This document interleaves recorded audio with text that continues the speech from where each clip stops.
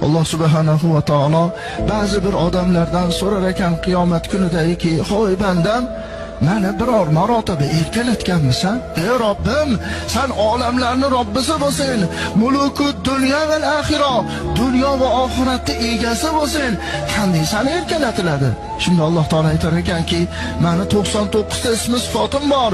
Shu 99 ta ismi sifatimni hech bo'lmasa 10 tasini aytganingda edi, men erkalanardim ekan. Men erkalanardim. Necha yil umr kechirding? 70 yil, 80 yil umr kechiribman. Shu 70 yil, 80 yil umrning ichida biror marotaba meni 99 ta ismimni aytganmisan?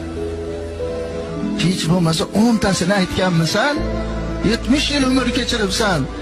Agar sen menga hech bo'lmasa 99 ta ismi sifatimdan 10 tasini bo'lsa ham aytib, "Ey Robbim ber" deganingda,